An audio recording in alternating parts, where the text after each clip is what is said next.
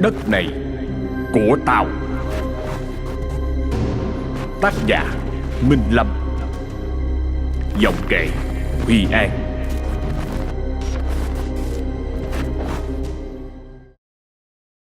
Chào mừng quý khán giả đến với Huy An kể truyện ma trên kênh Truyện Ma Lê Huy An. Và cũng cảm ơn tác giả đã gửi đến chúng ta truyện của ngày hôm nay. Kính thưa quý vị, nghe cái tựa đi là thấy có cái mùi mà y như mà cái kiểu mà ngày xưa mà những người ở dưới quê người ta hay chửi câu gì nè, mà tranh chấp này kia nọ xảy ra, nó kinh khủng nha. Mọi người mường tượng cái câu này nè, coi nó như thế nào. Bà nội cha mày, đất này là của tao. Ghê chưa. Nghe có mùi máu ở trong đây rồi quý vị. Kinh khủng lắm. Câu này kinh khủng lắm. Và để biết được chuyện ngày hôm nay nó kinh khủng như thế nào thì xin mời quý vị cùng lắng nghe. Và bây giờ chúng ta bắt đầu. Truyện ma Lê Huy An. Miền sông nước Cửu Long quanh năm hiền hòa, với những con nước lớn nước rộng, cần mẫn bồi đắp phù sa cho những vườn cây ăn trái thêm phần trĩu quả, cho ruộng lúa nặng thêm bông. Xóm Rạch Gầm, một xóm nhỏ nằm ép mình bên bờ sông Cái, cũng không ngoại lệ.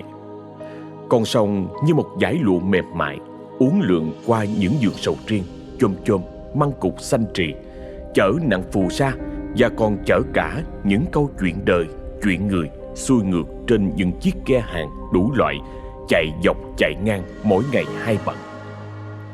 Ngay vị trí mà người ta cho là đẹp nhất xóm, nơi con rạch nhỏ đổ ra giao mình với dòng sông Cái mênh mông, có một khoảng đất rộng chừng hơn 5 công vuông vức.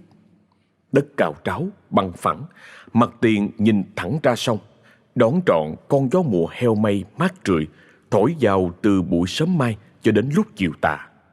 Phía sau lưng mảnh đất là một vườn cây ăn trái lâu năm, cành lá xum xuê che bóng mát. Quanh năm chim chóc về làm tổ, tríu trích gọi bầy. Ai đi ghe ngang qua hay người ở trong xóm nhìn vào cũng phải tặc lưỡi khen thầm một tiếng.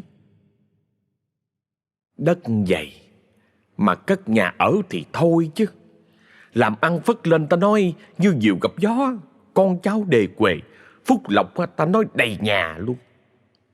Vậy đó, cái sự đời nó trớ trêu. Mảnh đất đẹp như tranh vẽ, vị trí trắc địa như vậy mà lại gắn liền với những lời đồn đại nửa hư nửa thực, khiến cho người ta vừa thèm thuồng mà cũng vừa e dè sợ hãi. Chủ cũ của mảnh đất là ông Hai Thuận, một người đàn ông quá vợ đã ngoài 50. Vợ ông là bà Út Lại, nghe đầu mất sớm vì bạo bệnh, để lại ông một mình dò dỏ với cái tuổi đời đã không còn trẻ trung gì nữa. Từ ngày vợ mất, ông Hai Thuận vốn đã lầm lì ít nói, nay lại càng sống khép kín hơn. Người ta thấy ông ít giao du với hàng xóm, chỉ tủi thủi một mình trong căn nhà cổ cũ kỹ nằm lọt thỏm giữa vườn cây trái tùm. Có người nói đêm đêm vẫn thấy ông chống xuồng ra giữa ngã ba sông, ngồi đó một mình nhìn trăng. Có khi lại nghe thấy tiếng ông khóc tỉ tê vô cùng não ruột. Rồi bỗng một ngày không ai báo trước, không một lời từ biệt, ông Hai Thuận bán tống bán tháo mảnh đất cùng với căn nhà bằng một cái giá rẻ như cho không. Người ta chỉ thấy ông dắt theo cái tay nải nhỏ, bước lên một chiếc ghe tam bản, rồi đi đâu mất dạng, và cũng không ai biết ông đã đi đâu và làm gì. Người mua lại mảnh đất đó là chú Ba Đạt, vốn làm nghề đánh bắt ở trên sông. Chú Ba năm nay tuổi vừa tròn 40, dáng người khắc khổ, đen đúa vì nắng gió sông nước. Chú hiền lành, chất phác, nói năng tuy có phần cục mịch, nhưng bụng dạ thì thẳng như ruột ngựa. Ước mơ lớn nhất đời của chú là có một mảnh đất cấm dùi, cất một căn nhà vững chãi để vợ con có chỗ trú mưa, trú nắng đàng hoàng, không còn phải lênh đênh trên chiếc ghe ộp ẹp nữa. Vợ chú cũng trạc tuổi chồng, Thiểm là người phụ nữ miền Tây điển hình, nước da ngăm ngăm, đôi mắt biết cười nhưng lại ẩn chứa nhiều lo toan. Thiểm tần tảo, hết lòng vì chồng vì con, việc gì cũng quán xuyến trong ngoài. Chỉ có điều Thiểm hơi mê tín, hay tin vào những chuyện bói toán, cúng kiến. Nghe ở đâu có thầy hay, bà giỏi là Thiểm lặn lội tìm đến, cầu xin cho gia đình được bình an, làm ăn suôn sẻ. Hai vợ chồng có với nhau một mụm con trai duy nhất là thằng Tý. Năm đó vừa mới lên 10. Thằng nhỏ giống cha ở nước da ngăm đen nhưng vô cùng lanh lợi, hoạt bát. Suốt ngày nó cứ chạy nhảy tung tăng, nghịch ngợm khắp xóm. Nó là niềm vui, là nguồn động lực lớn nhất của vợ chồng chú Ba.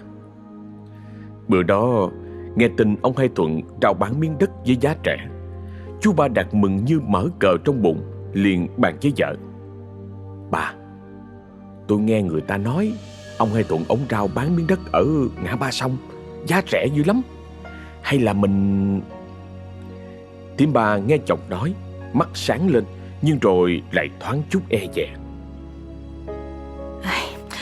Đất đó nghe nói là có ma đó ông ơi. Ngoài chợ người ta đồn ầm lên hết trơn hết trọi kìa. Người ta nói á, bà Út là vợ ông Hai chết oan nên về phá, ai ở đó cũng gặp chuyện hết. Chú Ba xua tay, giọng chắc nịch: "Trời đất ơi, mấy cái chuyện ma quỷ đó mà bà cũng tin hay sao? Toàn là lời đồn nhảm nhí không à. Đất tốt như vậy không mua thì phi quá. Mình ở đàng hoàng, làm ăn lương thiện thì ma quỷ nào mà dám phá nữa. Với lại giá rẻ như vậy, mình không mua thì người khác cũng mua thôi à. Cơ hội tốt mấy khi mà có được bà." Nghe chồng nói cũng có lý, lại thêm cái ao ước có được mảnh đất cắm dùi đã cháy bỏng bấy lâu. Thím Ba cũng siêu lòng. Rồi tiền đâu mà mình mua. Miếng đất đó tuy là bán rẻ, nhưng chắc cũng bộn tiền á. Chú Ba vỗ ngực vẻ tự tin: "Bà yên tâm, mấy năm nay đi đưới tôi cũng dành dụm được ít tiền. Thiếu bao nhiêu mình vay mượn thêm bà con, anh em, rồi vợ chồng mình cày cuốc trả dần. Có đất hen, mình cất một cái nhà lá ở tạm, rồi trồng thêm ít rau, nuôi thêm vài con gà con vịt. Thằng Tý nó cũng có chỗ chạy nhảy, sướng hơn là ở trên ghe này nhiều chứ bà." Vậy là bất chấp những lời bàn ra tán vào, những cái lắc đầu e ngại của bà con trong thôn xóm, vợ chồng chú Ba Đạt quyết định gồm hết số tiền dành dụm được, lại chạy vạy vay mượn thêm khắp nơi. Cuối cùng cũng đủ tiền mua lại mảnh đất oan nghiệt đó. Ngày chú Ba cầm được tờ giấy sang tên đất, chú mừng rơi nước mắt. Chú chạy về khoe với vợ con. Cả nhà ôm nhau cười nói vui vẻ. Chiếc ghe nhỏ như cũng vui lây, nhún nhảy theo từng cơn sóng vỗ nhẹ vào sườn. Giấc mơ về một mái nhà vững chãi, một cuộc sống ổn định trên bờ, nay đã thành hiện thực. Rồi những ngày sau đó, vợ chồng chú Ba tất bật với công việc cất nhà. Chú một mình đốn tre, chặt lá, rồi nhờ thêm mấy người anh em trong xóm phụ một tay dựng khung, lợp mái. Thím Ba thì lo cơm nước, chạy tới chạy lui mua thêm vật liệu. Thằng Tý nó cũng lon ton phụ cha má nhặt nhạnh mấy cái thứ lặt vặt, mặt mày lúc nào cũng hớn hơ hớn hởi. Bà con trong xóm thấy vợ chồng chú quyết tâm quá, lại thấy thương cho cái tình cảnh nghèo khó, nên cùng xúm lại giúp đỡ. Người góp công, người góp của. Chẳng mấy chốc, một căn nhà lá ba gian đơn sơ nhưng chắc chắn đã hình thành trên mảnh đất ven sông. Tuy không khang trang như nhà của người ta, nhưng đối với vợ chồng chú Ba, đó là cả một gia tài, là một thành quả của bao năm tháng vất vả, là tổ ấm mà họ hằng ao ước. Ngày dọn về nhà mới, vợ chồng chú Ba làm mâm cơm nhỏ cúng thổ địa thần Hoàng, cầu mong được phù hộ độ trì cho gia đình được bình an, làm ăn phát đạt. Khói nhang nghi ngút lan tỏa trong không gian, mang theo những ước mơ giản dị của đôi vợ chồng nghèo. Bà con lối xóm ai cũng mừng cho vợ chồng chú Ba cuối cùng cũng có được chỗ ở ổn định. Chỉ có mấy bà già ở trong xóm, sau khi ăn xong bữa cơm lại kéo nhau ra một góc trĩ tay, mắt nhìn về phía căn nhà mới với vẻ đầy ái ngại. Thím Ba để ý thấy, trong lòng cũng thoáng chút bất an, nhưng rồi lại tự trấn an mình bằng lời nói của chồng. Mình ở đàng hoàng thì không có gì phải sợ hết đó bà. Những ngày đầu tiên trên mảnh đất mới trôi qua thật êm đềm, hạnh phúc. Chú Ba Đạt cảm thấy may mắn hơn hẳn. Mỗi chuyến đi lưới về, ghe chú đều đầy ắp cá tôm. Chú bán được nhiều tiền hơn, có thêm đồng ra đồng vô lo cho vợ con. Thím Ba thì mừng ra mặt. Thím dọn dẹp nhà cửa sạch sẽ, cuốc đất, trồng thêm mấy luống rau cải, rau muống, vàng bầu, vàng bí ở trước sân. Thằng Tí thì như chim sổ lồng, bởi giờ đây nó có cả một khoảng sân vườn rộng rãi để mà thoải mái chạy nhảy, nô đùa. Thím Ba thầm nghĩ, có lẽ những lời đồn đại về mảnh đất này chỉ là do người ta ganh ghét đặt điều dựng chuyện mà thôi. Gia đình thím sống lương thiện, ăn ở hiền lành, thì làm sao có ma quỷ nào dám đến quấy phá được chứ. Thím thắp nhang đều đặn mỗi ngày, cầu mong ông bà phù hộ. Nhưng niềm vui và sự bình yên ngắn chẳng tày gan. Khi gia đình chú Ba bắt đầu quen dần với cuộc sống mới, thì những điều kỳ lạ, những tai ương khủng khiếp bắt đầu len lỏi. Nó gieo rắc nỗi sợ hãi và bất hạnh lên trên mái nhà đơn sơ của họ. Mọi chuyện bắt đầu từ thằng Tí.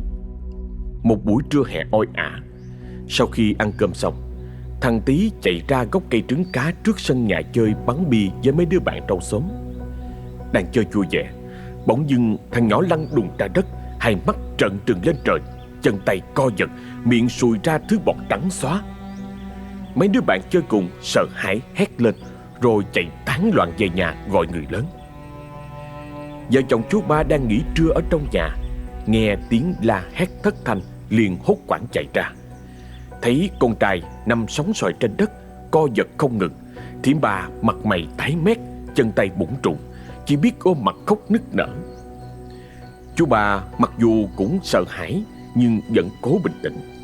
Chú chạy lại ôm lấy con, dùng ngón tay cạy miệng thằng nhỏ ra vì sợ nó cắn vô lưỡi. Chú vừa lay gọi con, vừa kêu hàng xóm phụ giúp đưa thằng nhỏ đi trạm xá. Bác sĩ ở trạm xá đã khám xét một hồi cũng không tìm ra được nguyên nhân. Chỉ nói có thể thằng nhỏ bị trúng gió hoặc say đắng, cho uống thuốc hạ sốt, thuốc chống co giật, rồi lại cho về nhà nằm theo dõi. Về đến nhà, thằng Tí tạm thời hết co giật, nhưng người cứ mê man, nóng hầm hập. Nó nằm li bì ở trên giường, không ăn uống gì được, người cứ giật thót từng cơn như gặp ác mộng.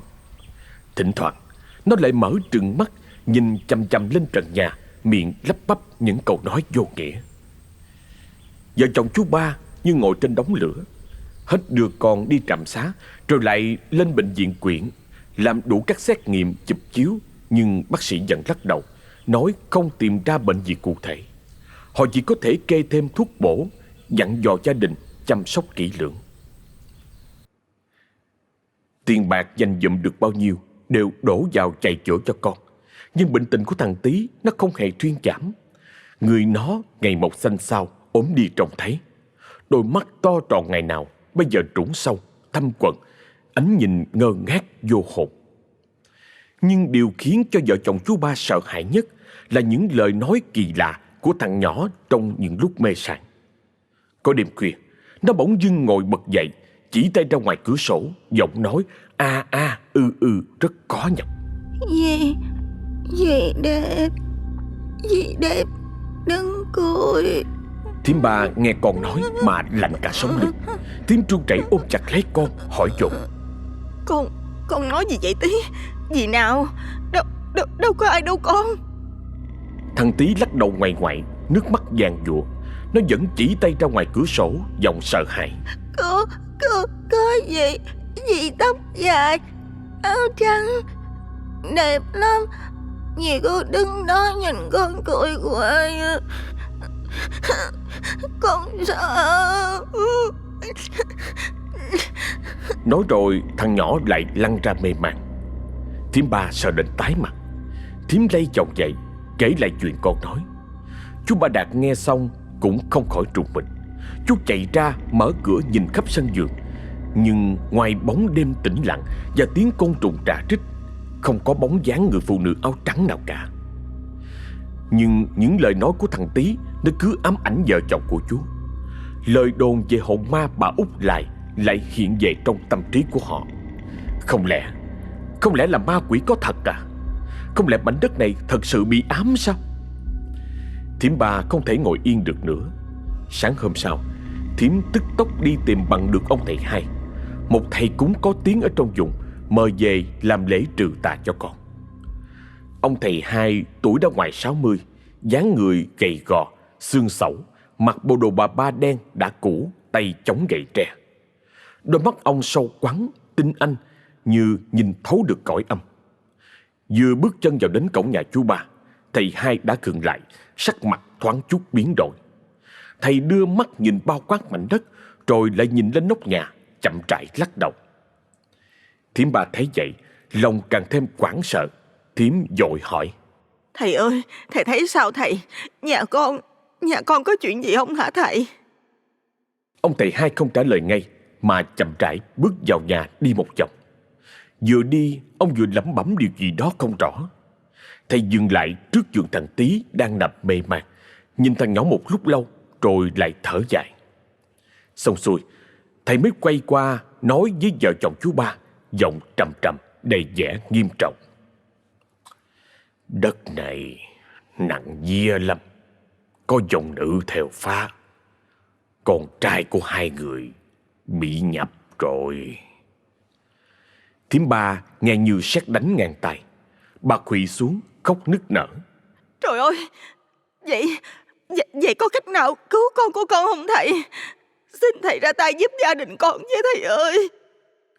Ông thầy Hai trầm ngâm một lúc rồi nói: Dòng nữ này chết quan, lại bị yểm bùa, nên quán khí rất nặng. Muốn trục vong hoàn toàn thì khó lắm. Tôi chỉ có thể làm phép tạm thời trấn yểm, giúp cho thằng nhỏ tỉnh táo lại đôi chút. Nhưng muốn gia đình được yên ổn lâu dài thì chỉ có cách dọn đi nơi khác mà thôi. Đất này dữ lắm, không ở được đâu. Chú Ba nãy giờ đứng im lặng lắng nghe. Dù bán tính bán nghi, nhưng thấy con bệnh tình ngày càng nặng, lại thêm những lời nói kỳ lạ của con, chú cũng không thể không dao động. Chú hỏi thầy: Vậy nhờ thầy ra tay làm phép, giúp cho cháu nó tỉnh lại. Gia đình đội ơn thầy nhiều lắm. Ông thầy Hai gật đầu, rồi mới bày đồ lễ ra cúng. Nhang đèn, trái cây, giấy tiền vàng mã được bày biện sang trọng. Thầy đốt mấy lá bùa hòa vào nước lã, rồi bắt thằng Tí uống. Sau đó, thầy dùng nhánh cây dâu tằm nhúng vào nước phép, dậy khắp nhà, miệng lẩm bẩm đọc thần chú. Thầy còn lấy một lá bùa khác dán lên đầu giường thằng Tí để trừ tà. Lễ cúng kéo dài đến gần trưa mới xong. Quả nhiên, sau khi làm lễ, thằng Tí dần tỉnh lại. Nó không còn nói năng lảm nhảm nữa, người cũng bớt nóng sốt hơn. Nó đòi ăn cháo. Vợ chồng chú Ba mừng rơi nước mắt, rối rít cảm ơn ông thầy Hai.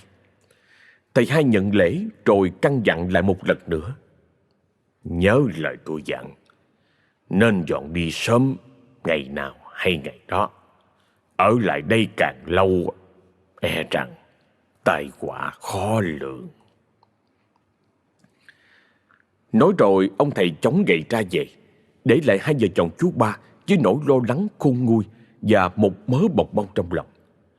Sau khi thằng Tí tỉnh lại, tưởng rằng mọi chuyện đã tạm yên, nhưng tai ương vẫn chưa chịu buông tha gia đình chú Ba. Lần này đến lượt chính chú gặp chuyện. Từ ngày thằng Tí bệnh, chú Ba gần như bỏ bê việc đi lưới. Phần gì lo cho con, phần gì ám ảnh bởi những chuyện mà người ta đồn thổi. Nhưng nhà còn miệng ăn, không đi làm thì lấy cái gì mà sống đây? Chú đành đánh liều, lừa những hôm trời trong trăng sáng, chống xuồng đi thả lưới gần bờ vào ban ngày. Một buổi chiều chạng vạng, nước sông Cái dâng lên cao. Chú Ba đang chuẩn bị thu lưới về thì bỗng nghe có tiếng con gái cười khúc khích vọng lại từ phía bờ bên kia, nơi có lùm cây bần rậm rạp. Tiếng cười trong trẻo, thánh thót, nhưng ngay giữa buổi chiều quang vắng lại thấy rợn rợn. Chú ba tò mò ngước mắt nhìn sang. Dưới ánh hoàng hôn nhạt nhòa, chú thấy thấp thoáng sau lùm cây bần là một bóng người con gái mặc áo bà trắng, đang ngồi trên một tảng đá ven sông, đôi chân trần nghịch nước, mái tóc đen dài xõa tung che khuất khuôn mặt. Chú ba dụi mắt nhìn kỹ lại thì thấy người con gái đó trông quen quen, hình như là bà Út Lại, là người vợ đã mất của ông Hai Thuận. Tim chú đập thoát một cái. Chú nhớ lại lời đồn, lời của ông thầy cúng. Chú lạnh gáy, vội vàng quay mặt đi, cố gắng thu lưới thật nhanh. Nhưng tiếng cười khúc khích kia vẫn không dứt, lại còn gần hơn nữa chứ. Chú ba cảm thấy có ai đó đang nhìn mình chằm chằm từ ở phía sau. Chú không dám quay lại, chỉ cắm cúi kéo lưới. Lưới vừa lên khỏi mặt nước, chú chưa kịp vui mừng vì thấy lưới nặng triệu cá thì bỗng chết sững lại.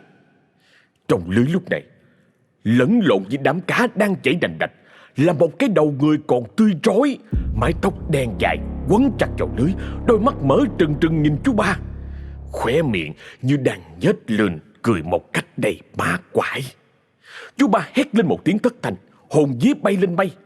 Chú buông cả tay lưới, vội vàng chèo ghe thục mạng chạy về nhà. Chú không dám nhìn lại phía sau, chỉ biết cắm đầu chạy. Về đến nhà, chú ba mặt mày xanh như tàu lá chuối, người trung lên cầm cập. Chú đóng chặt cửa rồi ngồi thụp xuống góc nhà, ôm mặt thở hổn hển. Thím bà thấy chồng có biểu hiện lạ, lo lắng chạy lại hỏi han. Chú ba phải mất một lúc lâu mới trấn tĩnh lại được, kể lại toàn bộ sự việc kinh hoàng vừa gặp cho vợ mình nghe. Thím bà nghe xong cũng sợ hãi không kém. Hai vợ chồng ôm nhau run rẩy, không biết phải làm sao. Lời ông thầy cúng lại văng vẳng bên tai. Đất này dữ lắm, không ở được đâu. Nỗi sợ hãi càng tăng lên gấp bội khi vài ngày sau đó là đến lượt thím ba gặp ma. Một buổi chiều, chú ba đi vắng, thằng Tí thì chạy qua nhà hàng xóm chơi. Thím ba ở nhà một mình, rồi đang lui cui dưới bếp nấu nồi canh chua cá lóc. Thím bỗng nghe trên mái nhà phía trên bếp có tiếng động lạ. Lục cục, loạt xoạt, như có ai đó đang đi ở trên đó vậy. Thím ba nghĩ bụng, chắc là con mèo quang nào đó chạy nhảy trên mái nhà mà thôi. Nhưng tiếng động càng lúc càng rõ ràng hơn, lại còn nặng hơn. Thím bắt đầu thấy nghi nghi. Nhà lá đơn sơ, làm gì có ai trèo lên đó mà đi lại được chứ? Thím tò mò ngước mắt nhìn lên cái hở giữa vách lá và mái nhà. Tim thím như ngừng đập khi nhìn thấy một cảnh tượng kinh hoàng. Một bàn chân trắng bệch, thon dài với những ngón chân son móng đỏ chót đang từ từ thò xuống từ trên mái nhà, ngay phía trên đầu của thím. Bàn chân đó cứ lơ lửng đung đưa qua lại một cách rất là quỷ dị. Thím ba cứng đơ người, mắt mở trừng trừng nhìn cái bàn chân ma quái đó. Miệng thím há hốc nhưng không thể kêu lên thành tiếng, cả người trung lên như cày sấy. Rồi bàn chân đó từ từ hạ thấp xuống, như muốn chạm cả vào đầu của thím. Thím ba hét lên một tiếng thất thanh rồi ngất xỉu tại chỗ. Khi chú ba Đạt về nhà, thấy vợ nằm bất tỉnh dưới bếp, nồi canh chua sôi sùng sục trên bếp lửa sắp cạn khô. Chú hốt hoảng chạy lại lay gọi vợ. Mãi một lúc lâu sau, thím ba mới tỉnh lại, mặt mày vẫn còn tái mét, người run lẩy bẩy. Thím kể lại chuyện nhìn thấy bàn chân ma trên nóc nhà cho chồng nghe trong nỗi kinh hoàng tột độ. Liên tiếp, những chuyện ma quái, kinh hoàng xảy ra đã đánh gục hoàn toàn ý chí bám trụ lại mảnh đất này của vợ chồng chú Ba Đạt. Họ không còn chút nghi ngờ nào về lời phán của ông thầy hai nữa. Mảnh đất này thật sự là đất dữ, bị ma ám rất nặng. Họ không thể tiếp tục sống trong sợ hãi, lo lắng cho tính mạng của bản thân và cả đứa con trai bé bỏng của mình nữa. Dù tiếc nuối công sức, tiền của đã bỏ ra, dù đau lòng khi phải từ bỏ ngôi nhà mơ ước, nhưng tính mạng vẫn là trên hết. Ngay ngày hôm sau, vợ chồng chú Ba Đạt quyết định rao bán rẻ căn nhà với mảnh đất. Tin tức nhanh chóng lan ra khắp xóm. Ai cũng ái ngại, lắc đầu thương cảm cho số phận hẩm hiu của gia đình chú. Nhưng tuyệt nhiên không một ai dám hỏi mua lại mảnh đất oan nghiệt đó. May thay, có một người lái buôn đường sông ở xứ khác nghe tin đất đẹp giá rẻ, lại không biết chuyện ma quỷ ở đây, tìm đến để hỏi mua. Vợ chồng chú Ba mừng muốn khóc, liền bán vội bán vàng, chỉ mong thoát khỏi cái nơi này càng nhanh càng tốt. Ngày dọn đi, vợ chồng chú Ba nhìn căn nhà lá đơn sơ, nhìn mảnh vườn xanh tốt, nhìn dòng sông cái hiền hòa mà lòng đau như cắt. Nước mắt lưng tròng, họ dắt díu thằng Tí bước lên chiếc ghe cũ, rời khỏi mảnh đất mà họ đã từng đặt biết bao nhiêu hy vọng. Mảnh đất mà họ chưa từng hưởng trọn niềm vui an cư, đã phải nếm trải đủ thứ mùi vị của nỗi sợ hãi và bất hạnh. Chiếc ghe từ từ rời bến, mang theo gia đình nhỏ bé đi về một phương trời vô định, bỏ lại sau lưng mảnh đất dữ với một lời đồn oan nghiệt và một tương lai mờ mịt ở phía trước. Họ đã ở đó chưa trọn 2 tháng. Nhưng rồi người lái buôn kia lại tiếp tục rao bán mảnh đất với lý do không thể định cư vì còn bận chuyện làm ăn buôn bán. Ông ta cũng đưa ra một cái giá vô cùng rẻ, làm cho mọi người lại có cớ để bàn tán xôn xao. Nhưng ông ta không nói hay kể gì cả, chỉ thấy khuôn mặt có chút phảng phất nét mệt mỏi, đôi mắt trũng sâu thâm quầng, dáng người hốc hác. Anh Tư Hùng là người đã quyết định mua lại mảnh đất.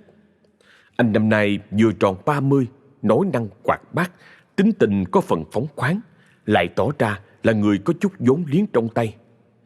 Nghe đầu anh tính về đây mở một cái vựa trái cây nhỏ để buôn bán. Vợ anh, chị Tư Mai, thì trẻ hơn chồng chừng 5-6 tuổi. Chị có nét đẹp mặn mà của con gái miền Tây, da trắng, tóc dài, đôi mắt đen láy, nói cười dịu dàng ý tứ. Nhìn hai vợ chồng xứng đôi vừa lứa, ai cũng thầm khen. Khi nghe bà con trong xóm kể lể, khuyên ngăn về chuyện ma quỷ trên mảnh đất ở ngã ba sông, anh Tư Hùng chỉ cười xòa gạt đi. Thôi, mấy chuyện ma cỏ đó, con nít nó còn không tin, nói chi tụi tôi. Thời buổi nào rồi mà còn mê tín dị đoan chi vậy? Chắc tại nhà cửa lụp xụp, đất đai bỏ hoang, nên người ta nhìn vào thấy âm u rồi đồn bậy thôi. Tôi không có sợ đâu. Đất đẹp giá rẻ như vậy, không mua mới là lạ đó. Anh tỏ ra mình là người có học thức, không tin vào những chuyện quan đường. Anh cho rằng những tai ương xảy ra với gia đình chú Ba Đạt chỉ là sự trùng hợp ngẫu nhiên. Do họ nghèo khó, không biết cách làm ăn, lại thêm bệnh tật do không giữ gìn vệ sinh mà ra. Còn chuyện thấy ma thấy quỷ chắc là do yếu bóng vía, tự mình hù dọa mình thôi.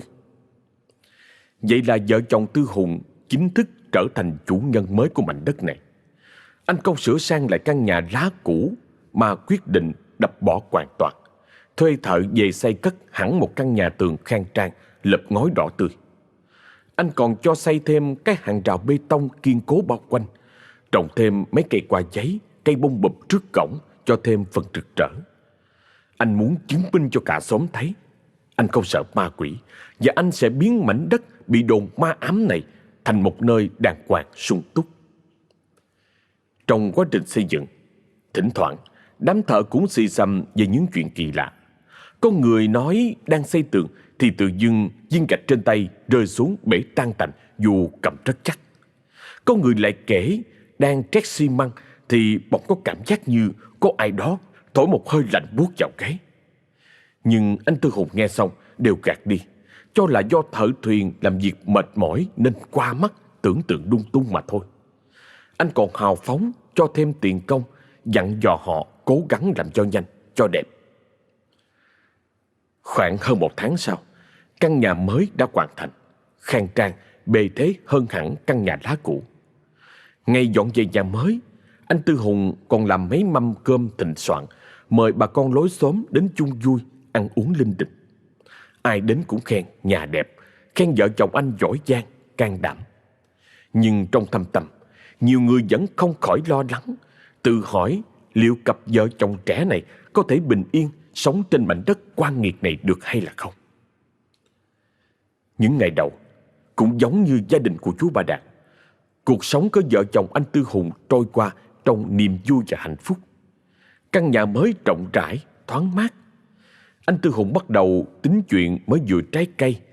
Anh đi khắp các nhà vườn trong vùng để đặt hàng, tìm mối lái.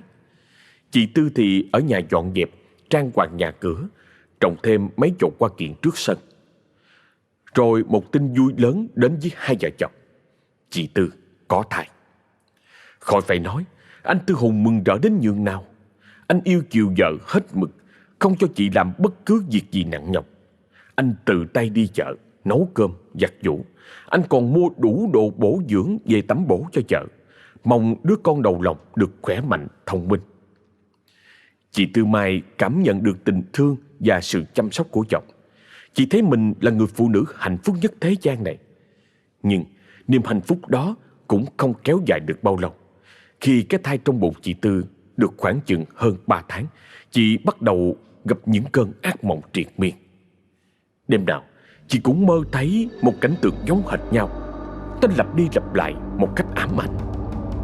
Trong mơ, chị thấy mình đang nằm ngủ trong căn phòng quen thuộc. Bỗng dưng, chị cảm thấy lạnh buốt sống lưng. Một cảm giác ngột ngạt, khó thở xâm chiếm lấy cơ thể. Chị muốn cựa quậy, muốn kêu cứu, nhưng toàn thân cứng đơ như bị ai đó trói chặt. Rồi từ trong bóng tối ở góc phòng, một bóng trắng từ từ hiện ra. Đó là một người phụ nữ mặc chiếc áo bà ba trắng đã cũ sợt, mái tóc đen dài xõa tung che gần hết khuôn mặt gầy gò. Người phụ nữ đó không đi mà lướt trên sàn nhà, tiến lại gần giường ngủ của chị.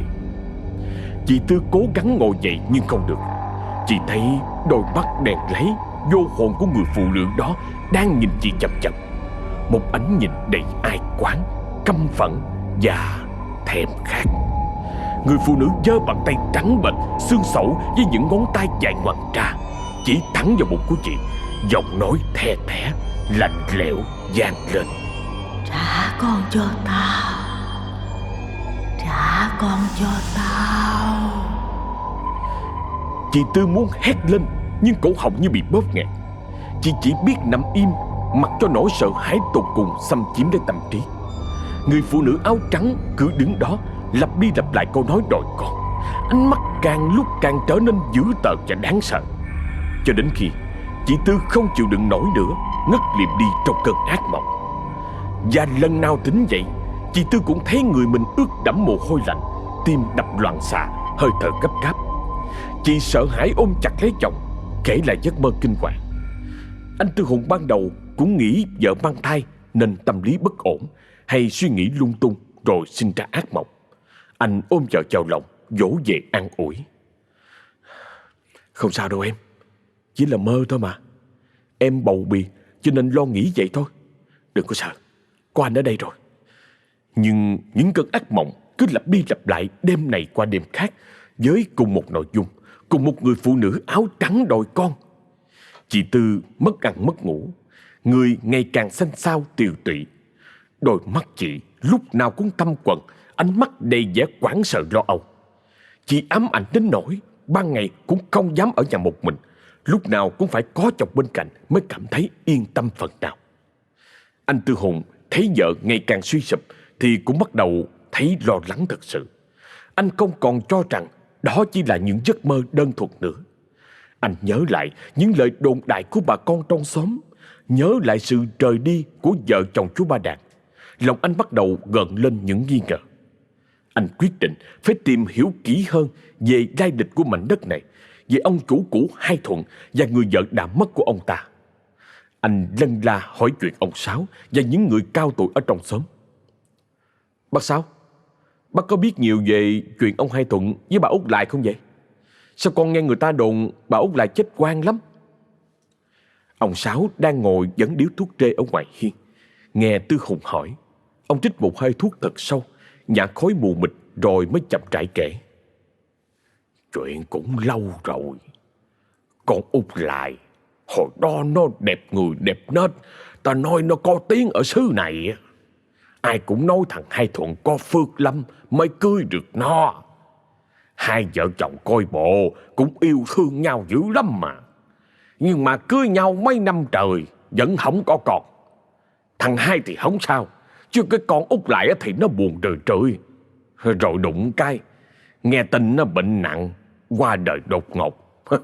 Ai cũng bất ngờ. Anh Tư Hùng hỏi dồn: Mà bệnh gì mà chết nhanh vậy bác? Cái đó thì chịu.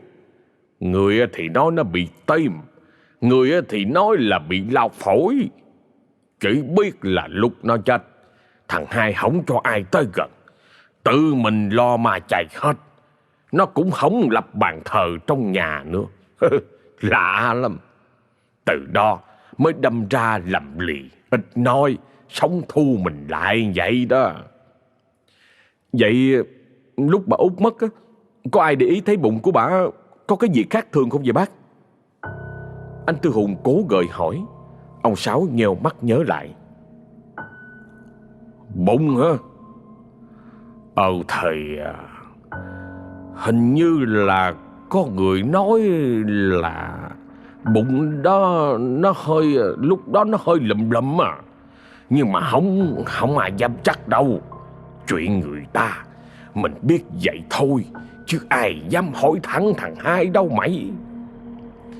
Nghe ông Sáu kể, lòng anh Tư Hùng càng thêm rối bời. Những chi tiết mơ hồ, mâu thuẫn về cái chết của bà út lại, cộng với những cơn ác mộng của vợ, khiến anh không thể không nghĩ đến điều xấu xa nhất. Không lẽ bà út lại thật sự chết oan khi đang mang thai sao? Và hồn ma của bà bây giờ quay về đòi lại đứa con từ vợ anh. Anh Tư Hùng cố gắng xua đi những ý nghĩ đó, nhưng nỗi bất an cứ ngày một lớn dần ở trong lòng. Anh bắt đầu cảm thấy hối hận vì đã chủ quan, không tin vào những lời cảnh báo của bà con. Nỗi lo sợ của anh Tư Hùng chưa kịp nguôi ngoai, thì những chuyện kỳ lạ, rùng rợn hơn lại tiếp tục ập đến căn nhà của anh. Một buổi sáng sớm, anh Tư Hùng ra chuồng gà sau nhà định lấy trứng thì chết lặng. Cửa chuồng gà làm bằng lưới kẽm gai bị xé toạc một lỗ lớn. Bên trong, hơn chục con gà anh nuôi để lấy thịt lấy trứng nằm chết la liệt trên nền đất. Con nào con nấy lông lá tả tơi, cổ bị vặn gãy một cách tàn nhẫn, máu me bê bết. Mùi tanh nồng của máu tươi xộc lên khiến anh Tư muốn ói tại chỗ. Anh kiểm tra kỹ lưỡng xung quanh chuồng gà, nhưng không hề thấy bất kỳ dấu vết nào của trồn, cáo hay trắng trết. Hàng rào bê tông anh xây vẫn còn nguyên vẹn, không có dấu hiệu gì bị kẻ trộm đột nhập. Vậy ai hay là cái gì đã gây ra vụ thảm sát kinh hoàng này chứ? Anh Tư Hùng đành gáy. Anh bỗng nhớ lại chuyện thằng út mót từng kể về nhìn thấy cái bóng đen bắt trộm gà vịt nhà hàng xóm rồi biến mất vào trong mảnh đất này. Không lẽ cái bóng đen đó lại xuất hiện? Anh không dám kể chuyện này cho vợ nghe, sợ chị lại thêm hoảng loạn. Anh lẳng lặng dọn dẹp sạch sẽ hiện trường, chôn xác mấy con gà rồi cố tỏ ra bình thường. Nhưng trong lòng anh thì nỗi sợ hãi đã dâng lên đến đỉnh điểm. Anh biết rằng có một thế lực tà ác nào đó đang tồn tại trên mảnh đất này, và nó đang nhắm vào gia đình của anh. Đêm đó, anh Tư Hùng không tài nào chợp mắt được. Anh cứ trằn trọc, hết nhìn vợ đang ngủ mê mệt bên cạnh, lại nhìn ra ngoài cửa sổ tối đen. Anh lấy cái rựa thường ngày dùng để phát cỏ, để sẵn ở đầu giường phòng thân. Anh cố gắng thức để canh chừng, nhưng rồi cũng ngủ thiếp đi vì quá mệt mỏi. Khoảng nửa đêm, anh đang mơ màng thì bỗng giật mình tỉnh giấc bởi những tiếng động lạ. Tiếng bước chân người đi lại loạt soạt ngoài sân, rồi tiếng gõ cửa nhẹ nhẹ đều đặn vang lên. Tim anh Tư Hùng đập thình thịch. Anh ngồi bật dậy, lắng tai nghe ngóng. Tiếng gõ cửa vẫn tiếp tục, nhưng lại càng lúc càng trở nên dồn dập, mạnh mẽ hơn, như muốn phá tung cánh cửa vậy. Chị Tư cũng bị đánh thức. Chị sợ hãi nép sát vào người chồng, giọng tru tru: Ai mà gõ cửa giờ này vậy anh? Anh Tư Hùng ra dấu cho vợ im lặng. Anh trọn trẽn bước xuống giường, chân không dép, từ từ tiến lại gần cửa chính. Anh không dám bật đèn, chỉ dám hé mắt nhìn qua khe cửa nhỏ. Bên ngoài, màn đêm dày đặc bao phủ. Ban đầu anh không thấy gì, nhưng rồi khi mắt đã quen với bóng tối, anh nhìn thấy một bóng trắng đang đứng sừng sững ngay trước cửa nhà. Là người phụ nữ mặc áo bà ba trắng, mái tóc đen dài xõa xuống che kín mặt. Anh Tư Hùng nín thở, cố gắng không gây ra tiếng động. Anh nghe rõ mồn một tiếng thở khò khè nặng nhọc của người phụ nữ đó vọng qua khe cửa. Một luồng hơi lạnh buốt phá vào mặt của anh. Rồi anh nghe một giọng nói thì thào ai quán, nhưng lần này không phải là đòi con, mà là đòi chồng. Trả chồng cho tao, trả thằng Hùng cho tao. Anh Tư Hùng lạnh sống lưng. Hồn ma này không chỉ muốn đòi con, mà còn muốn bắt cả anh đi. Nó coi anh là chồng của nó sao? Chuyện quái quỷ gì đang xảy ra vậy? Anh Tư Hùng vội vàng lùi lại phía sau, kéo cả vợ vào góc phòng. Hai vợ chồng ôm chặt lấy nhau, run rẩy trong sợ hãi. Tiếng gõ cửa càng lúc càng mạnh, càng điên cuồng, như muốn đập đổ cánh cửa bất cứ lúc nào. Tiếng đòi chồng ai quán kia cũng không ngừng vang lên, xoáy sâu vào tâm trí họ. Họ cứ ngồi co ro trong góc phòng như vậy cho đến khi trời gần sáng. Tiếng gõ cửa và tiếng đòi chồng mới dần im bặt. Khi ánh bình minh đầu tiên chiếu qua khe cửa, anh Tư Hùng mới dám mon men lại gần nhìn ra ngoài. Không còn ai cả, chỉ còn màn sương sớm văng văng và sự tĩnh lặng đến rợn người. Sau cái đêm kinh hoàng đó, anh Tư Hùng không thể chịu đựng thêm được nữa. Anh biết rằng mình không thể tự mình đối phó với thế lực ma quỷ này. Anh cần một người có pháp lực cao cường hơn, một thầy pháp thực sự có bản lĩnh mới mong hóa giải được tai ương này. Anh hỏi thăm khắp nơi, cuối cùng cũng tìm được đến nhà của ông thầy Bảy, một thầy pháp nổi tiếng ở tận miệt chợ gạo. Nghe đồn có khả năng trừ tà diệt ma rất cao tay. Anh Tư Hùng không quản đường xa, tức tốc chạy đến nhà thầy Bảy, thành tâm kể lại toàn bộ sự tình, cầu xin thầy ra tay cứu giúp. Thầy Bảy tuổi đã ngoài 70, mắt sáng như sao, trâu dài bạc trắng, phong thái ung dung đạo mạo. Nghe anh Tư Hùng kể xong, thầy Bảy trầm ngâm một lúc lâu, rồi chậm rãi nói: Đất đó quả thật có oán khí rất nặng. Dòng nữ kia chết quật ức, lại còn bị dùng tà thuật trấn yểm, nên không thể siêu thoát được. Nhưng chuyện không có đơn giản như vậy đâu. Anh Tư Hùng lo lắng hỏi: Ý của thầy là sao thầy? Thầy Bảy chuốt trâu chậm rãi nói tiếp: Theo như lời cậu kể, dòng nữ đó lúc thì đòi con, lúc lại đòi chồng. Điều này cho thấy đó chỉ là sự mâu thuẫn trong quan niệm của vong hồn thôi. Bởi việc gà qué bị giết hại hàng loạt một cách tàn nhẫn, nó không giống với hành tung của một quan hồn bình thường. Ta e rằng vấn đề không chỉ nằm ở quan hồn của cô ta, mà nó nằm ở dưới nền nhà của cậu. Ta nghĩ chắc chắn có hài cốt ở dưới đó rồi. Anh Tư Hùng kinh hãi: Ý thầy là dưới nhà còn có người chết sao thầy? Thầy Bảy gật đầu: Rất có thể. Nghe thầy Bảy nói, anh Tư Hùng mặt mày tái mét. Anh không dám tưởng tượng dưới nền nhà mình còn ẩn chứa bí mật kinh hoàng nào khác nữa. Thầy Bảy nói tiếp: Muốn qua giải triệt để, không còn cách nào khác là phải đào toàn bộ nền nhà lên, tìm cho ra bằng được tất cả hài cốt và vật yểm bùa. Sau đó là một đại lễ cầu siêu cho tất cả các vong hồn được siêu thoát. Đồng thời phải pha giải hoàn toàn tà thuật trấn yểm kia. Anh Tư Hùng dù sợ hãi nhưng không còn lựa chọn nào khác. Anh đồng ý làm theo lời thầy Bảy. Anh mời thầy về tận nhà để chủ trì việc khai quật và làm lễ. Ngày khai quật nền nhà diễn ra trong sự chứng kiến và giúp đỡ của ông Sáu cùng nhiều bà con trong xóm. Ai nấy đều mang tâm trạng hồi hộp lo sợ. Đám thợ được thuê về bắt đầu đào bới. Lớp nền xi măng cũ được đập bỏ. Đất dưới nền nhà ẩm ướt, đen sẫm. Mọi người đào sâu xuống, không khí càng lúc càng trở nên lạnh lẽo, ngột ngạt. Họ tiếp tục đào rộng ra xung quanh. Và đúng như lời thầy Bảy nói, họ phát hiện được rất nhiều hài cốt. Có bộ hài cốt người lớn, có cả hài cốt trẻ em, nằm chồng chất lên nhau một cách lộn xộn. Ước chừng phải có đến 5-6 bộ hài cốt bị chôn vùi dưới nền nhà quan nghiệt đó. Cảnh tượng kinh hoàng khiến ai nấy đều phải rụng rời chân tay. Nhiều người yếu bóng vía không chịu nổi đã ngất xỉu tại chỗ. Không chỉ có hài cốt, họ còn tìm thấy thêm nhiều vật dụng kỳ lạ khác được chôn cùng.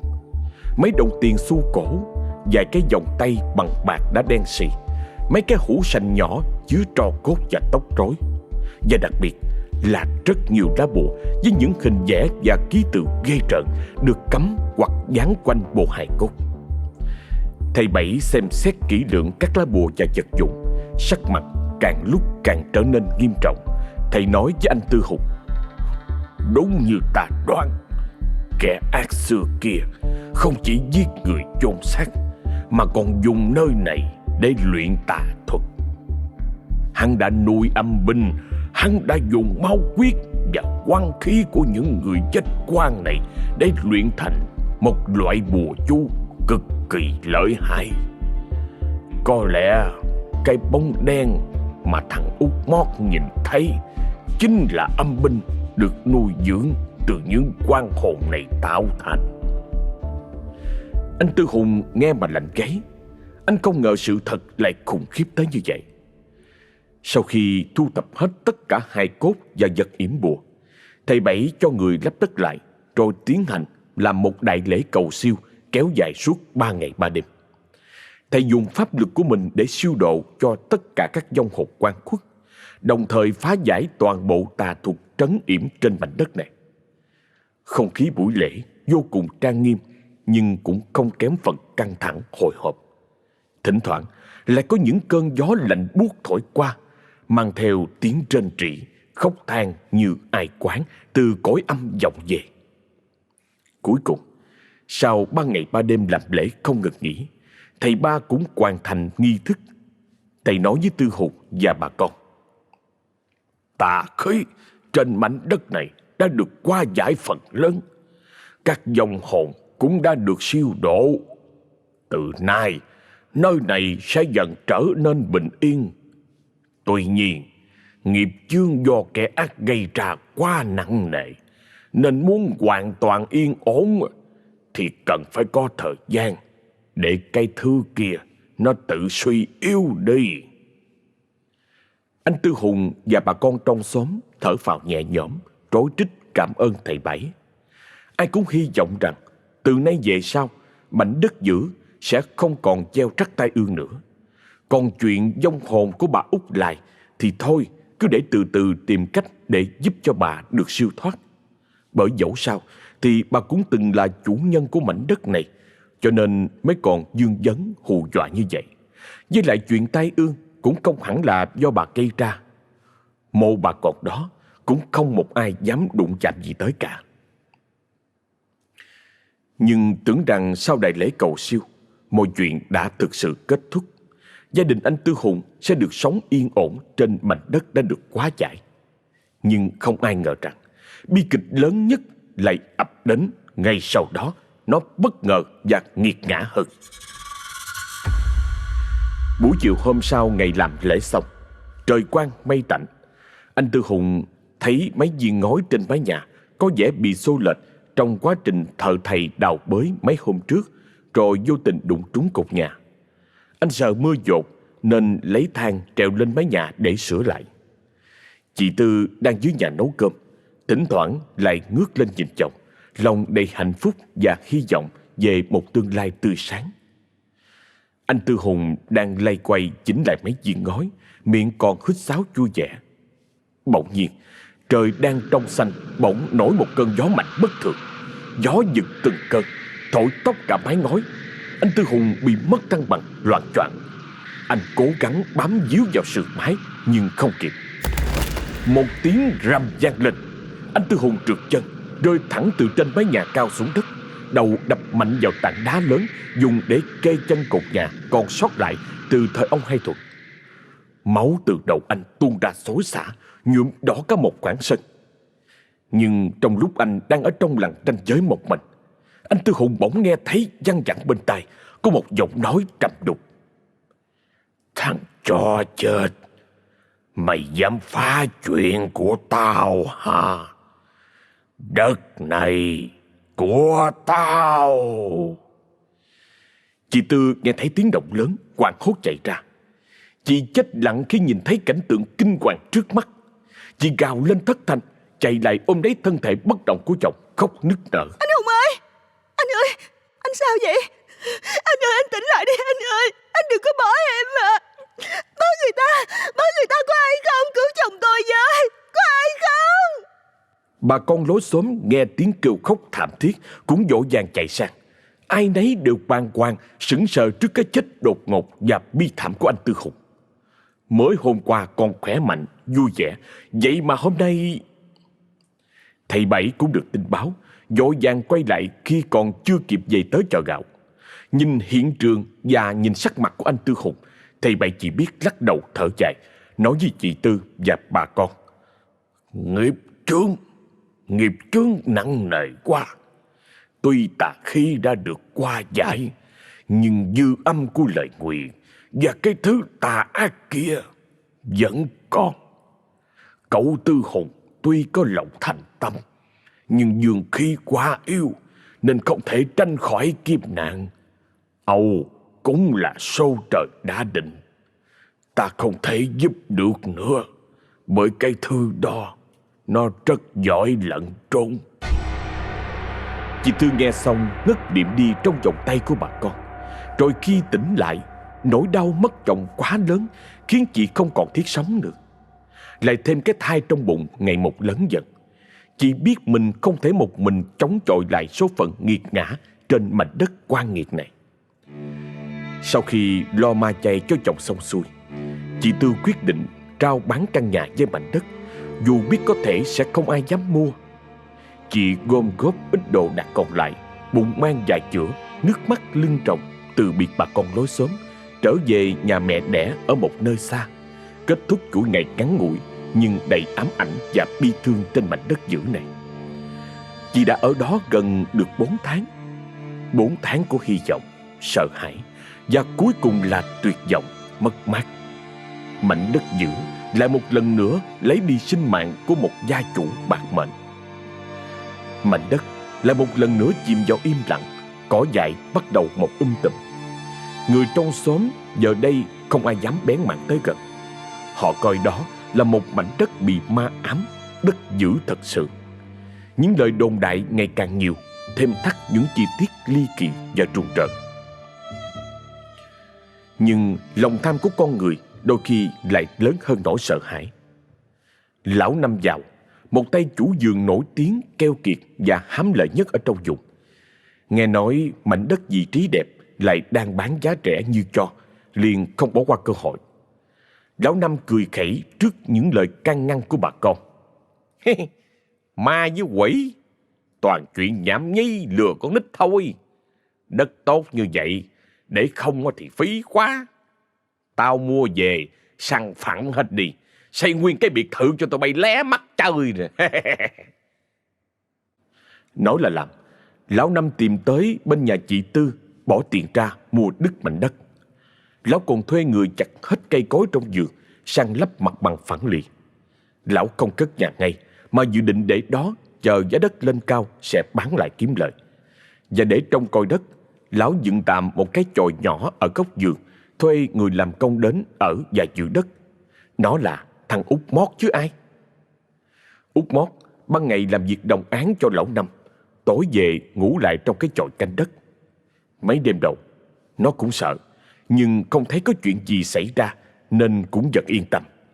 Lão Năm thỉnh thoảng ghé qua kiểm tra, thấy đất đai vẫn yên ổn thì càng đắc chí, cười nhạo mấy người yếu bóng vía ở trong xóm. Nhưng sự yên bình chỉ là tạm thời.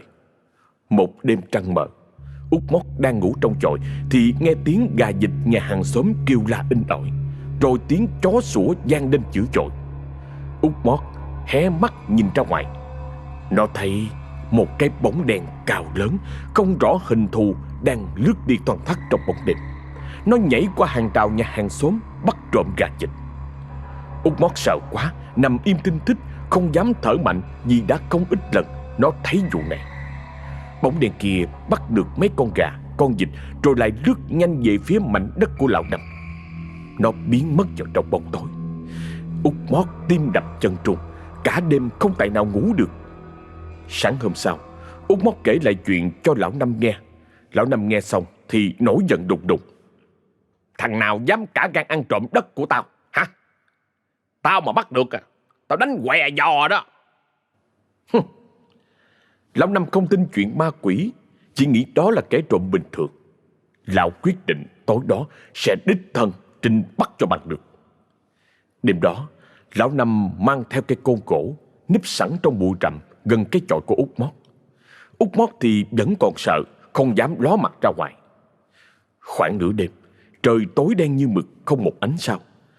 Lão Năm đang gà gật thì bỗng nghe có tiếng sột soạt trong vườn cây. Lão căng mắt nhìn. Lão thấy một bóng đen đang di chuyển rất nhanh, hướng về phía chuồng gà nhà bà Bảy hàng xóm. Lão Năm trón trén bám theo.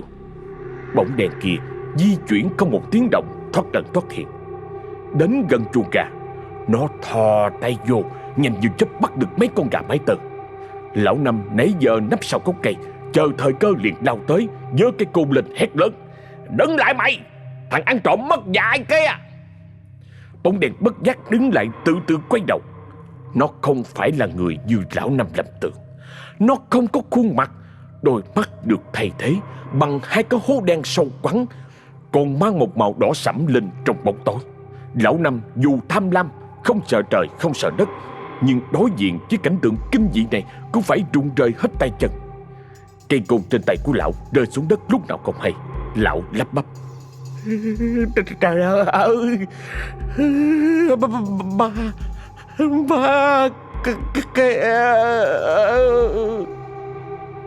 bóng đen không nói gì, chỉ nhếch một cái miệng rộng quát, nhe hàm răng trắng nõn, sắc nhọn ra cười một cách man rợ. Rồi nó từ từ tiến lại gần lão Năm. Lão Năm hoảng sợ tột độ, quay đầu bó chạy thục mạng. Nhưng lão vừa chạy được mấy bước thì cảm thấy chân của mình nặng trĩu, như bị ai đó níu lại. Lão cố gắng vùng vẫy nhưng không sao nhấc chân lên nổi. Bóng đen đã đuổi kịp. Nó giơ bàn tay đen đúa, xương sẩu với những móng vuốt sắc nhọn ra, túm lấy cổ lão Năm rồi nhấc đảo lên trong không trung. Lão Năm giãy giụa trong tuyệt vọng, cổ họng bị bóp nghẹt, không thể kêu la. Hơi thở lạnh lẽo của bóng đen phá vào mặt lão Năm. Lão nhìn thấy rõ hơn, đôi mắt đỏ rực đang nhìn mình đầy căm phẫn. Rồi một giọng nói âm u ghê rợn vang lên từ hư không. Tham lam, đất này không phải của mày, đất này của tao. Lão Năm trợn mắt kinh hoàng, rồi đầu của lão quẹo sang một bên, tắt thở. Bóng đèn quăng cái xác lão Năm xuống đất như quăng một cái bao rác, rồi từ từ tan biến vào màn đêm. Sáng hôm sau, Út Mót không thấy lão Năm quay lại thì mới đánh bạo đi ra ngoài tìm. Nó thấy xác lão Năm nằm co quắp dưới gốc cây gần chuồng gà nhà bà Bảy, mặt mũi tím tái, mắt trợn trừng, trên cổ còn hằn nguyên dấu 5 ngón tay đen xì. Út Mót hét lên thất thanh, vừa chạy vừa la làng. Bà con lối xóm nghe tin lão Năm chết thì vừa sợ hãi vừa hả hê. Sợ gì mảnh đất kia đúng là có ma thật, còn hả hê là gì lão già tham lam độc ác cuối cùng cũng bị báo ứng do cái thói ức hiếp người khác đã bao nhiêu năm nay, bởi lão chuyên môn làm giàu trên mồ hôi xương máu của người khác. Cái chết của lão Năm giàu càng tăng thêm sự bí ẩn và ghê rợn cho mảnh đất dữ. Không còn một ai dám bén mảng đến đó nữa, kể cả ban ngày. Mảnh đất đã trở thành nỗi ám ảnh kinh hoàng của cả cái xóm rạch. 5 năm trôi qua, mảnh đất dữ vẫn nằm im lìm, hoang vu giữa cái xóm này. Cỏ dại mọc cao lúc đầu người, che phủ cả toàn bộ lối vào. Không ai dám đến gần. Ngay cả những đứa trẻ con nghịch ngợm nhất cũng bị người lớn dặn dò phải tránh xa nơi đó. Câu chuyện về những cái chết bí ẩn, về hồn ma người phụ nữ áo trắng, về cái bóng đen ăn thịt gà cũng trở thành chủ đề trùng trợn được người ta kể lại trong những đêm mưa gió. Cho đến một ngày, có một người khách lạ đến xóm này. Đó là một thanh niên rất trẻ, độ chừng trên dưới 20, dáng người thư sinh, đeo kính cận, ăn mặc giản dị nhưng toát lên vẻ tri thức. Anh tự giới thiệu mình tên là Minh, một nhà nghiên cứu văn hóa tâm linh, đến đây để tìm hiểu về những câu chuyện kỳ bí của mảnh đất này. Mình tìm đến nhà ông Sáu để hỏi chuyện. Ông Sáu ban đầu còn e dè, nhưng thấy Minh chân thành và thật sự muốn tìm hiểu, ông mới dần cởi mở, kể lại toàn bộ câu chuyện về mảnh đất dữ. Từ lúc ông Hai Thuận bán đất bỏ đi, rồi đến chuyện của vợ chồng chú Ba Đạt, cái chết của anh Tư Hùng và lão Năm Dạo. Mình chăm chú lắng nghe, ghi chép cẩn thận. Anh hỏi ông Sáu: vậy theo bác, nguyên nhân sâu xa của những bi kịch này là cái gì? Ông Sáu thở dài: người ta đồn là do hồn ma vợ thằng Hai Thuận về phá đó cậu. Nghe đâu nó chết quang, nên quang khí không có tan, cứ ở lại đây hại người miết thôi. Vậy có ai biết vợ của ông Hai Thuận chết sao không bác? Ông Sáu lắc đầu: không ai biết rõ cậu ơi. Thằng Hai làm lì ít nói, vợ chết xong nó càng sống khép kín hơn. Rồi nó ban miếng đất đi biệt xứ, không ai biết nó đi đâu, về đâu nữa. Mình trầm ngâm suy nghĩ. Câu chuyện có quá nhiều uẩn khúc. Anh cảm thấy có điều gì đó không đơn giản chỉ là ma quỷ báo quán. Anh quyết định sẽ tự mình tìm hiểu sâu hơn. Bất chấp lời can ngăn của ông Sáu và bà con trong xóm, mình quyết định thuê người dựng tạm một căn chòi lá nhỏ gần ngay mảnh đất dữ để tiện cho việc nghiên cứu. Anh bắt đầu đi thực địa, khảo sát mảnh đất vào ban ngày. Anh chụp ảnh, đo đạc, ghi chép lại hiện trạng. Mảnh đất hoang vu, âm u, cây cối rậm rạp, không khí lạnh lẽo đến rợn người. Đống đổ nát của căn nhà vẫn còn đó, trơ gan cùng tế nguyệt. Minh cũng tìm gặp những người còn sống có liên quan đến mảnh đất như chị Tư và Út Mót. Mỗi người đều kể lại những trải nghiệm kinh hoàng của mình, nhưng không ai biết được nguyên nhân thực sự là gì. Minh bắt đầu cảm thấy bế tắc. Những thông tin anh thu thập được vẫn chỉ là những lời đồn đại, những hiện tượng ma quái khó giải thích. Anh cần một bằng chứng cụ thể hơn, một manh mối rõ ràng hơn. Anh quyết định làm một việc táo bạo, qua đêm trên mảnh đất dữ. Đêm đó, mình mang theo lều trại, đèn pin, máy ghi âm và một ít đồ ăn nước uống, một mình tiến vào mảnh đất hoang. Anh dựng lều ở một góc tương đối quang đãng, đốt một đốm lửa nhỏ để sưởi ấm và xua đuổi côn trùng. Không khí tĩnh lặng đến đáng sợ, chỉ có tiếng côn trùng rã rít, tiếng gió lùa qua kẽ lá xào xạc. Minh ngồi bên đống lửa, lòng đầy thấp thỏm, căng tai lắng nghe mọi động tĩnh xung quanh. Thời gian chập chạp trôi qua. Nửa đêm, sương xuống lạnh buốt, đống lửa dần tàn. Minh bắt đầu cảm thấy buồn ngủ. Anh cố gắng tỉnh táo, nhưng mí mắt cứ nặng trĩu. Bỗng nhiên, Minh nghe thấy tiếng khóc tỉ tê của phụ nữ vọng lại từ phía xa. Tiếng khóc ai quán, thê lương, nghe rợn cả tóc gáy. Minh giật mình tỉnh ngủ, tim đập mạnh. Anh cầm đèn pin, từ từ tiến về phía có tiếng khóc. Ánh đèn pin lia qua những bụi cây rậm rạp cao lúc đầu người. Rồi anh nhìn thấy một bóng trắng mờ ảo đang ngồi quay lưng lại phía anh. Nó ngồi trên một đống gạch vụn, mái tóc đen dài xõa xuống che kín cả tấm lưng. Tiếng khóc chính là phát ra từ đó. Minh nuốt nước bọt, cố gắng giữ bình tĩnh. Anh cất giọng run run: Ai đó? Bóng trắng không trả lời, vẫn tiếp tục khóc nức nở. Minh từ từ tiến lại gần hơn. Anh có thể cảm nhận được một luồng hơi lạnh buốt tỏa ra từ bóng trắng đó. Xin lỗi, tôi không có ý làm phiền. Tôi chỉ muốn tìm hiểu. Mình cố gắng giải thích. Bỗng nhiên bóng trắng ngừng khóc. Cô ta từ từ quay đầu lại. Mình nín thở. Anh nhìn thấy một khuôn mặt phụ nữ xinh đẹp nhưng tái nhợt, không có chút thần sắc. Đôi mắt đen láy sâu thẳm nhưng vô hồn đẫm lệ nhìn anh đầy ai quán. Cô ta cất giọng lanh lạnh yếu ớt: Trả con cho tôi. Mình ngạc nhiên. Hả? Con gì? Bóng trắng không nói gì nữa, chỉ nhìn anh chằm chằm, rồi từ từ tan biến vào không khí, để lại một luồng hơi lạnh và mùi hương qua lại thoang thoảng. Mình đứng sững người, tim còn đập loạn xạ.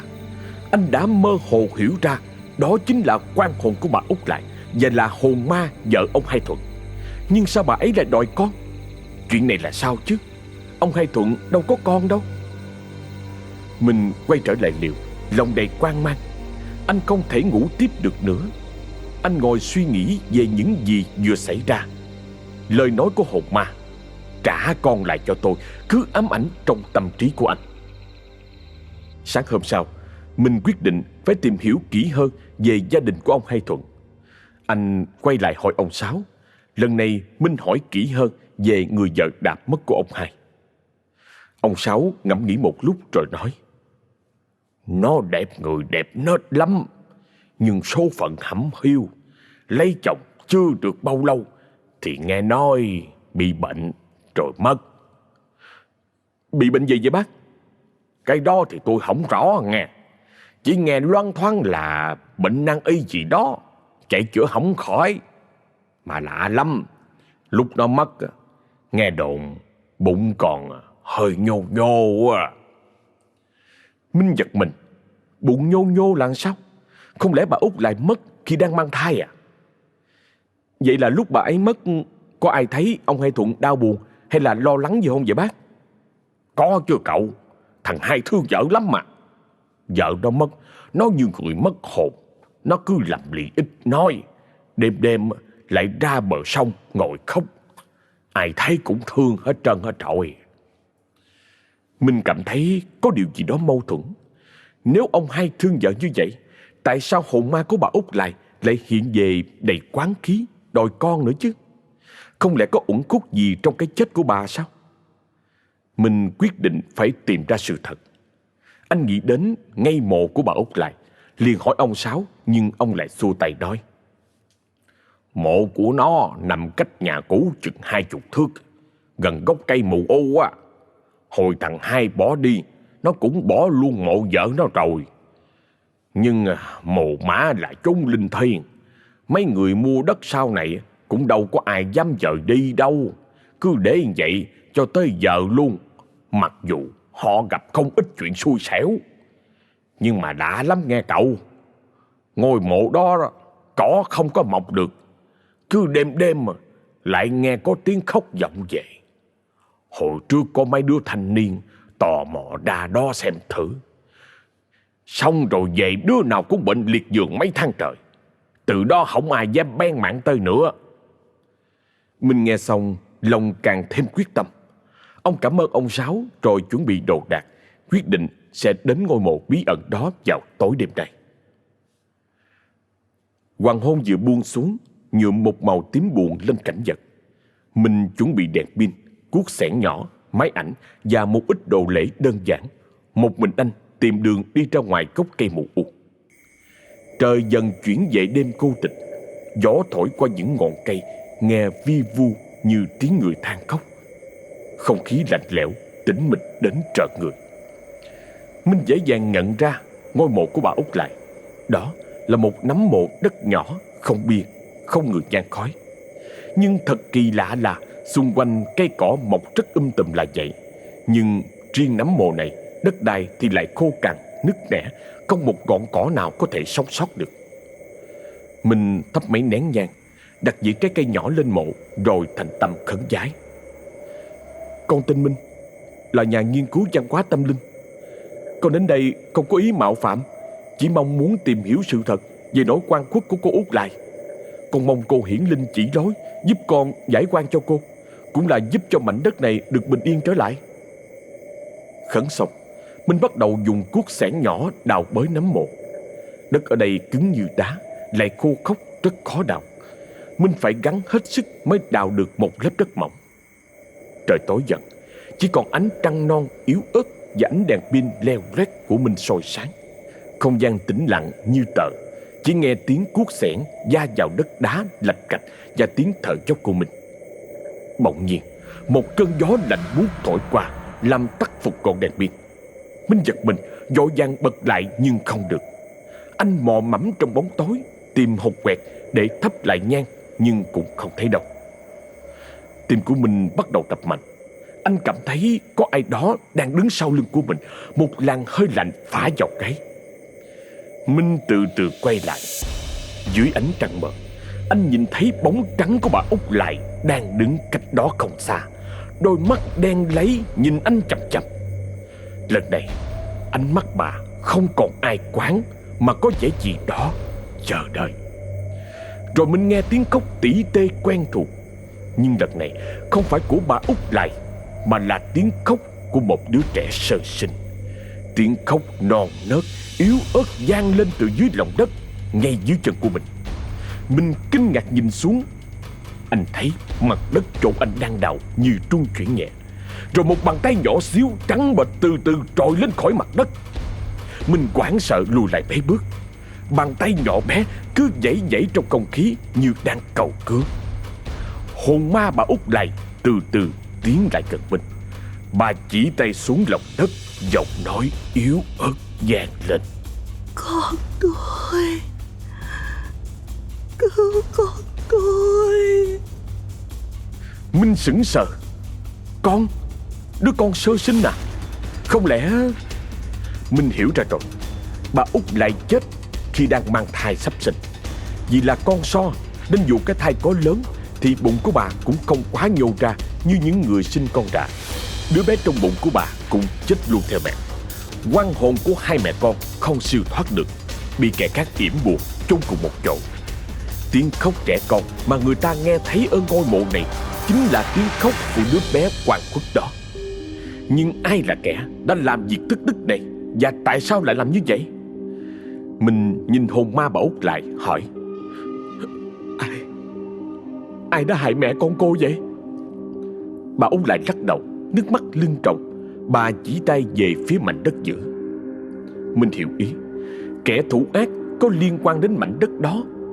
Mình quyết định phải đào sâu hơn nữa, phải tìm ra bằng chứng. Anh không còn sợ hãi, bởi lòng đầy thương cảm cho số phận bi thảm của hai mẹ con bà Út Lại.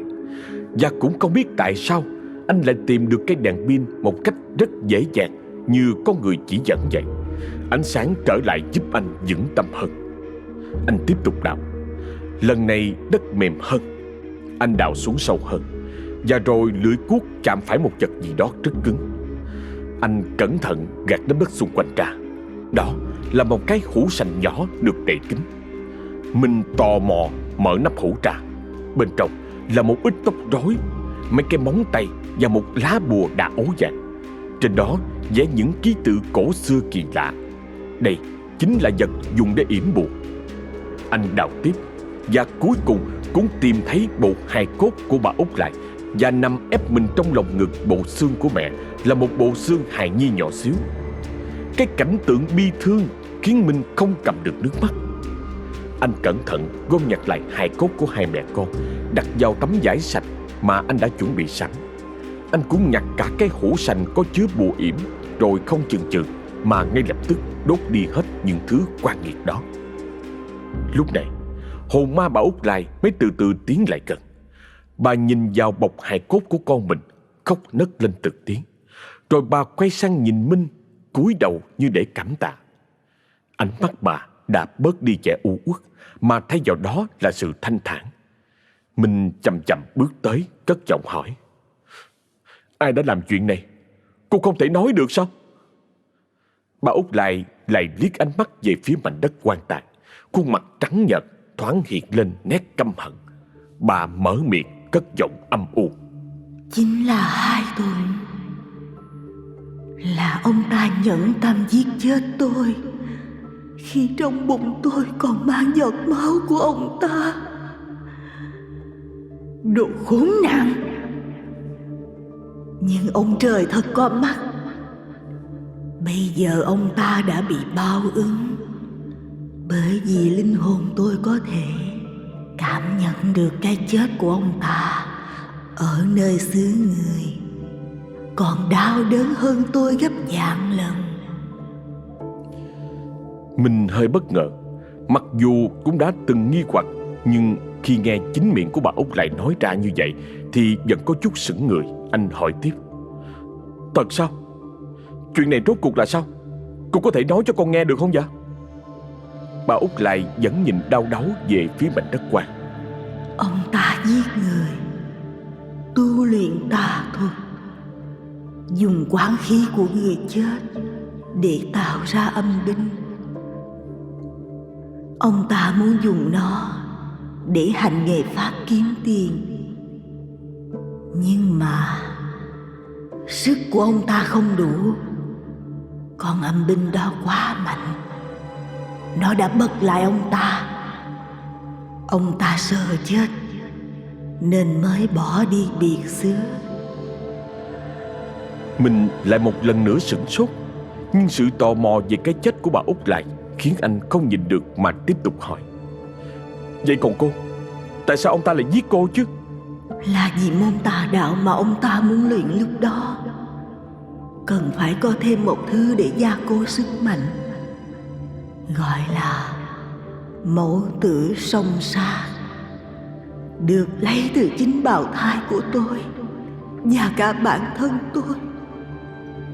Tôi bị ông ta đầu độc rồi ngụy tạo bằng một căn bệnh hồng che mắt mọi người. Ông ta trấn giữ tôi dưới mộ này không cho siêu thoát, để nung nấu thêm quán khí và lòng căm hận. Hai mẹ con tôi giống như công cụ để giúp ông ta đạt được mưu đồ, chứ nào có yêu thương như cái cách mà ông ta giả bộ buồn bã khóc lóc cho người ta nhìn thấy đâu. Trời ơi, thật vậy sao? Mình tiếp tục sửng sốt. Anh không thể tin được vào câu chuyện. Bà Út lại nói tiếp: Linh hồn tôi phải chịu đọa đài, đau đớn. Còn con tôi mới sắp sửa chào đời cũng bị giam cầm trong vực thẳm tâm tôi. Nó cũng biết đau mà. Tôi không muốn hại mọi người, càng không muốn hù dọa ai hết. Nhưng tôi bị con âm binh kia đe dọa. Nó rất mạnh. Nó bắt tôi phải làm vậy để không ai chú ý tới nó. Nếu tôi không làm, nó sẽ bóp nát linh hồn của hai mẹ con tôi. Không ai biết được sự thật. Mọi thứ tai ương đều do một tay con âm binh đó tạo ra. Tôi không đấu lại nó, bởi vì tôi còn đang bị trấn yểm. Mỗi ngày đều phải chịu sự hành hạ của thứ bùa khốn kiếp đó. Nó không quá hoành hành làm hại mọi người, là do sức của nó chưa đủ mạnh để tiếp xúc với dương khí, và vẫn còn e sợ các thầy hành pháp.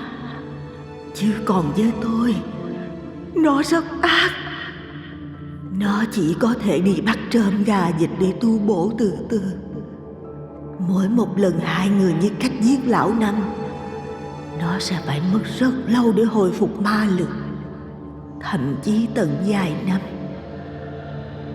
Tôi cũng đã cố gắng kêu gọi sự giúp đỡ của mọi người trong lúc con âm binh đó đang ẩn mình suy yếu.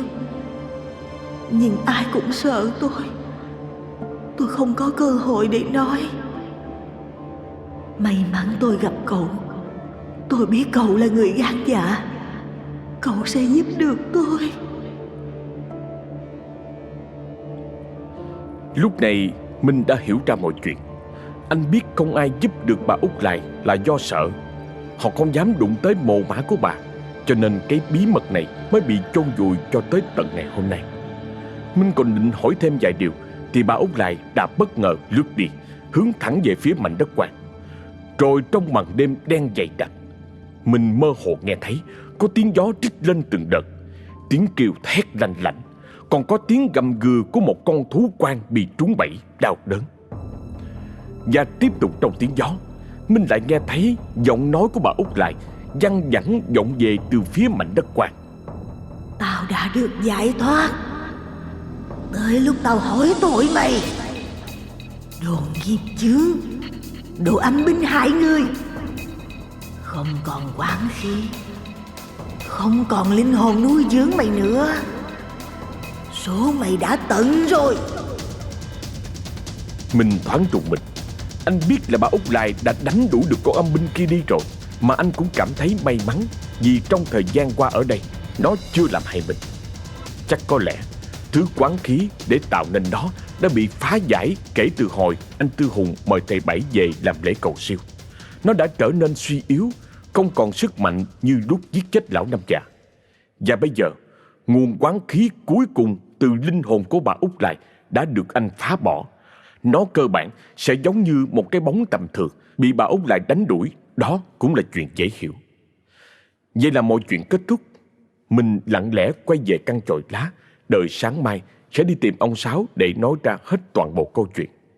Người dân xóm này lúc đầu không tin lắm, nhưng khi nhìn thấy hai bộ hài cốt cùng với cái hũ sành đựng bùa, mặc dù bên trong không chứa thứ gì, mà Minh đưa ra để làm bằng chứng, thì họ mới bắt đầu thương cảm. Bà con xúm lại cùng nhau chôn cất hai mẹ con bà Út Lại, xây lại cho họ một nấm mộ đàng hoàng tử tế. Mảnh đất bây giờ vẫn còn thuộc quyền sở hữu của lão Năm Giàu, nhưng người nhà của lão cũng không dám động vào. Nó nằm yên ở đó, vẫn mang theo nhiều câu chuyện ma mị, nhưng người dân ở xóm này cũng không còn nhìn thấy bất cứ thứ gì liên quan tới hồn ma hay bóng trắng, không còn nghe thấy tiếng khóc tỉ tê hàng đêm. Mọi thứ dần trở lại bình yên, kết thúc những chuỗi ngày tăm tối mà ai ai cũng phải trùng mình khi nhắc đến mảnh đất của ông Hai Thuận.